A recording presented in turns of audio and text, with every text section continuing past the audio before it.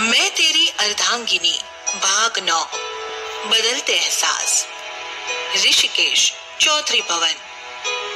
शाम का वक्त था और सब चाय का लुत्फ उठाते हुए शादी की बातें कर रहे थे। आराध्या भी शिवांश को गोद में लिए हुए वहीं बैठी हुई थी और उसके ठीक सामने शिवराज भी बैठा हुआ था। सुबह का वाकया अभी भी दोनों के दिमाग में घूम रहा था। शिवराज की नजरें आराध्या पर ही टिकी हुई थी। वहीं आराध्या बिना किसी की तरफ देखे सिर्फ शिवांश के साथ खेल रही थी। आराध्या को अपने चेहरे पर किसी की नजर महसूस हो रही थी। उसने सामने की ओर देखा तो पाया कि शिवराज एक टुक उसे और शिवांश को देख रहा था। एक पल को शिवराज आराध्या की नजरें मिली, लेकिन आराध्या ने जल्दी ही अपनी नजरें फेर ली। आराध्या से नजरें मिलने पर उस एक पल में शिवराज का दिल जोरों से धड़क उठा, लेकिन उसका यूं नजरें फेर लेना शिवराज को बेचैन कर गया। वह खुद अनजान है अपने बदलते हुए एहसासों से। शिवराज खुद से कहता है, ये हमें क्या हो रहा है? क्यों हम तब से आराध्या को ही देख रहे थे कि उनका एक नजर हमारी ओर देखना हमारा दिल धड़का गया? क्यों उनका नजरें फेर लेना हमें बेचैन कर गया? क्यों उनके पास होने से हमें सुकून मिलता है, वह सुकून जो हम निशा में तलाशते थे? आराध्या के पास होने से जैसा एहसास हमें होता है वैसा कभी भी निशा के साथ नहीं हुआ, जबकि हम उनसे प्यार करते थे। फिर भी कभी हमें उनके पास सुकून नहीं मिला। ऐसा क्यों? और आराध्या, जिन्हें हम ढंग से जानते भी नहीं, उनके पास होने से हमें सुकून मिल रहा है।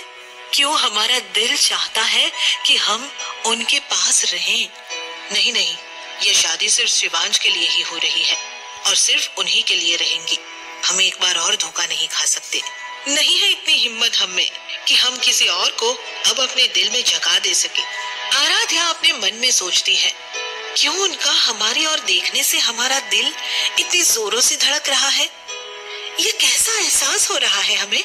ऐसा तो कभी हमें सुनील के साथ भी नहीं हुआ, जिसे हम प्यार करते थे। खैर, जो भी हो, हमें शादी सिर्फ अपने घर वालों की खुशी और शिवांश के लिए कर रहे हैं। अब हमारे में इतनी हिम्मत नहीं है कि हम किसी और को अपने दिल के साथ खेलने दे सके। आराध्या अपना सिर झटक कर वापस से शिवांश में लग जाती है।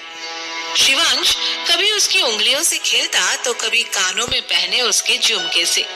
कभी शिवांश आराध्या के बालों से खेलने लगता। आराध्या ध्यान से उसकी हर गतिविधि देख रही थी। उसके चेहरे पर एक सौम्य मुस्कान थी। तभी शिवांश कहता है, मम्मा, मम्मा, मम्मा। आज एक बार फिर शिवांश ने अपनी टूटी फूटी आवाज में मम्मा कहा। उस दिन अपने बेटे को पहली बार बोलते हुए शिवराज नहीं देख पाया था, लेकिन आज शिवराज ने अपने बेटे के मुंह से पहला शब्द सुना था। यह पल हर माँ बाप के लिए बहुत अनमोल होता है, जब उसका बच्चा पहली बार कुछ कहे। सब लोगों का ध्यान अब आराध्या और शिवांश पर चला गया था। शिवांश के मुंह से अपने लिए माँ शब्द सुनकर आराध्या की खुशी का कोई ठिकाना नहीं था। उसने शिवांश को अपने सीने से लगा लिया था। शिवराज भी उठकर आराध्या के पास आकर बैठ गया। आराध्या शिवांश को खुद से थोड़ा दूर करके कहती है, एक बार और मम्मा कहो ना बेटू, एक बार और कह दो प्लीज। शिवांश आराध्या को ऐसे देख रहा था जैसे उसे आराध्या की कही हुई बातें समझ आ रही थी। शिवांश फिर बोल पड़ता है, मम्मा, मम्मा। आराध्या ने एक बार फिर शिवांश को अपने सीने से लगा लिया और उसके गालों को चूम लिया। शिवांश खिलखिलाकर हंस पड़ा। शिवराज कहता है, शिवांश बेटा, एक बार पापा भी बोल दो प्लीज। बस एक बार पापा बोल दो शिवांश। शिवांश शिवराज को देखने लगा। थोड़ी देर बाद शिवराज को देखने के बाद शिवांश आराध्या के दुपट्टे में खुद को छुपा लेता है।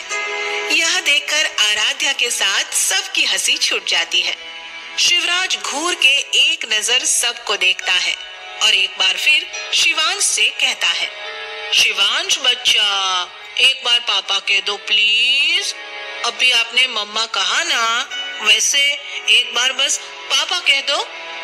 शिवांश दुपट्टे की ओट से बाहर निकलता है और शिवराज को देखकर बुरा सा मुंह बनाता है और उसे जीभ दिखाकर फिर से आराध्या के दुपट्टे में छुप जाता है। शिवराज का चेहरा देखने लायक हो गया था। आराध्या की तो हंसी ही नहीं रुक रही थी उसे देखकर। वहीं शिवांश भी आराध्या को हंसता हुआ देखकर खिलखिला रहा था। शिवराज अपने मन में सोचता है, यह क्या किया महादेव, माँ अलग अकड़ दिखाती है और बेटा अलग, और इन दोनों के बीच में हम पिस जाएंगे। थोड़ी बहुत हंसी मजाक करने के बाद सब वापस से अपने काम में लग जाते हैं। शिवराज भी अपने ऑफिस का काम देखने लगता है और आराध्या भी शिवांश को सुलाकर अपने ऑफिस का काम देख रही थी। क्योंकि आराध्या और शिवराज ने एक डील फाइनल की थी, तो अब दोनों को एक साथ काम करना था। आराध्या के रूम का सीन। शिवांश को नींद आ रही थी, इसलिए आराध्या ने उसे सुला दिया और उसके पास बैठकर ही अपने ऑफिस का काम करने लगी। तभी शिवराज उसके कमरे में आता है। आराध्या शिवराज को देखकर खड़ी हो जाती है और पलंग पर रखे हुए अपने दुपट्टे को उठाकर ओढ़ लेती है। आराध्या कहती है, आप यहाँ कुछ काम था क्या? शिवराज कहता है, हमें डील को लेकर आपसे कुछ डिस्कशन करनी थी। आराध्या कहती है, जी कहिए, आपको क्या बात करनी थी? शिवराज और आराध्या अपने डील के बारे में बात कर रहे थे। दोनों काफी सीरियस लग रहे थे। अचानक से आराध्या के दिमाग में शिवांश का शिवराज को चिढ़ाना याद आ जाता है और आराध्या जोर से हंस पड़ती है। शिवराज आराध्या को घूर रहा था।